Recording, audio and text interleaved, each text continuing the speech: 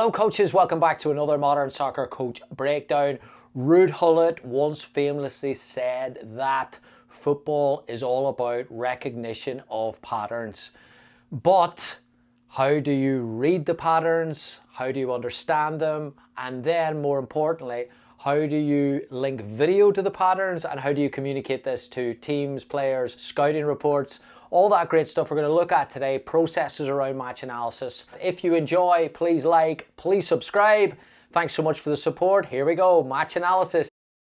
Okay, analysis skills, being able to watch a game and understand certain patterns, certain trends, understanding what relates to your team, the team you're scouting, being able to communicate that. There's quite a process involved. So I think the first thing is establishing all your processes around that effectively. The first thing is key objectives. So looking at how you're going to use analysis, you can use it to review a game, you can use it to deliver individual feedback, you can use it to scout and prepare for future opposition, or you can use it to link the data points that you're gathering with video as well to try and strengthen those points. You can use it in different ways. Again, key objective is understanding why you're using it and then building out processes around how you're going to use it.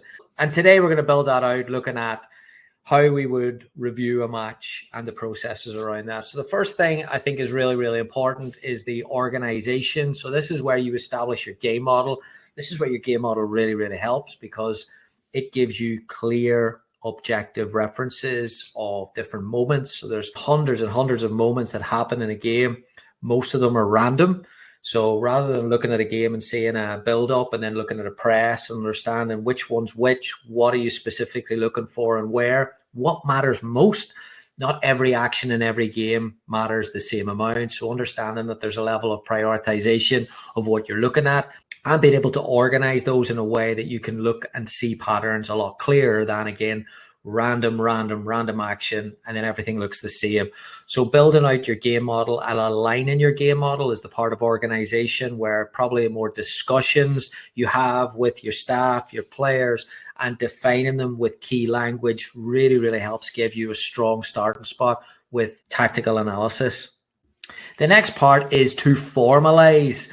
After you put these game models together, how do you formalize them and add it towards the software? So this is the part where you would build out a coding window, and this analysis software that you're going to get, depending on the provider, will allow you to take those objective references and then find ways to measure it. So going through the coding process, and we do that on the online course as well, how that's structured, that can prepare your information that you're going to analyze. It makes it a lot more easier, as I said before, than just simply watching a game and writing notes, and all the notes go in different moments and they're not really organized or structured.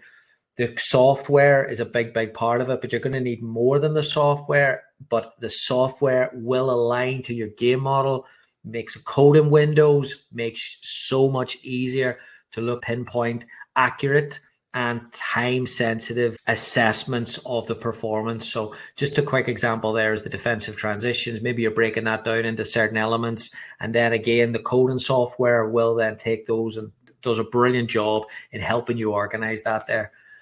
Also understanding that analysis is a team game. Sometimes a view of an analyst is far away up on an elevated view watching the game, but an analyst must work with the staff in order to, again, understand and identify what they're measuring and why they're measuring something over something else. I love this quote from Slavomir Moravsky, who does some brilliant work around decision making. As the work progresses, the work is not a set of guidelines, but it moves you in a certain direction, a proposal to consciously adapt certain things to create your own characteristic football identity. Why I like that quote is that a lot of analyst processes will be the same, but as a head coach or an assistant coach or an analyst, you might do things a little differently based on the game model. So not every analyst is going to look at the same thing. Not every analyst is going to have the same coding windows. Understanding that a lot of communication goes into this, both with the coaching staff, but also there might be technical directors involved and there might be directors of analysts. So it's very, very much a team game. This picture on the left is a picture of Manchester United last year at the Nou Camp, and you can see the number of analysts and the number of staff members involved. That's realistic of what it looks like today at the highest level. The next part is to actually analyze what you're looking at. So this is after you've got your coding window, when you've coded the game, when you've broken it down after the game, then begins the process of analysis. A big part of this is understanding what those intentions are related to your game models versus just random actions. If a player suddenly hits a half volley 60 yards across the pitch, is that part of an intended action, or is that part of just, hey, that was a great ball that they played and you never see them do it again? And you as an analyst has to get the skill of which one is which. Also looking then at patterns, how many actions in a certain way constitute a pattern. Is it a volume? Is it one or two? Something might happen just once for an analyst to say, there was something intentional there, we're going to take it down and look at it. And then connecting everything that you're looking at to the game model to go back and, again, keep it relevant to your task and your team and making sure that is as accurate as possible. After you go back to your team, then it's strategize. And this is the tricky part that always gets overlooked. It's not just a case of putting out a report, giving it to someone and saying, oh, that was great work, or putting it online in a match report.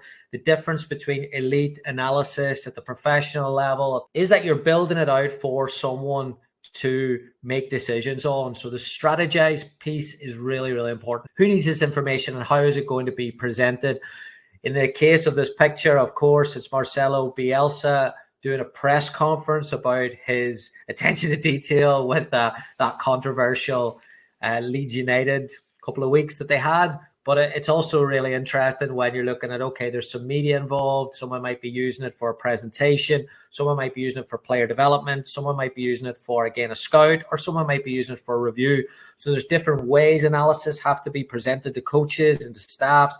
Again, on the front side, if you understand that, then you can strategize a little clearer and a bit more effectively. And then it's how it loops into the overall process of coaching.